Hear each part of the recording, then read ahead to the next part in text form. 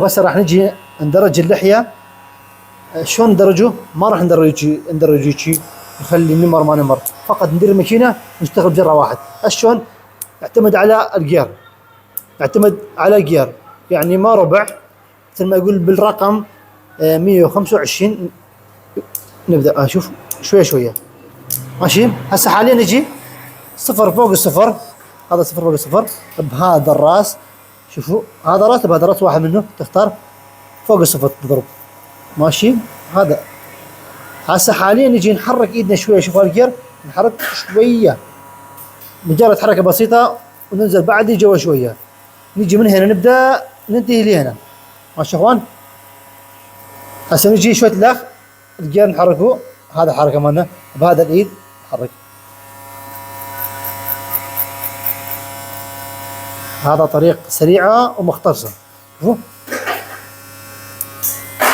هذا صار لحد الان 4 اقسام قسمنا. هذا الماكينه نار يعني درجه اولى. شوفوا بعد شويه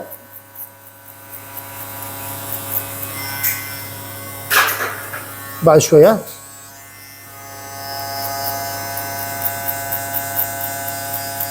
شوفوا يدرج شويه. لا نشتغل بطريقه عدله. شلون عدله يعني؟ قصدي شنو عدله يعني؟ شوفوا عدل. نجي شوي لا جير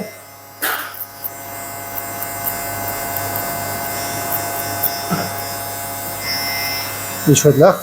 طبعا هذا المبتدئين اذا تعلمتوا هاي الطريقه تقريبا شي ربع ساعه اكثر شي راح يطلع من وقتكم، راح يفترق الزيان مع الزيان. شوفوا هسه نبدا بعد شويه وانتم بعينكم بعد تشوفوا شلون يدرج نزل الفيديو صوته.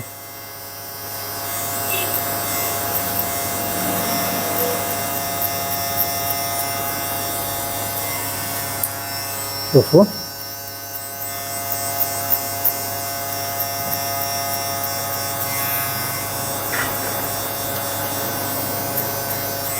هسه الجير سده كامل ونشتغل عدل يجي.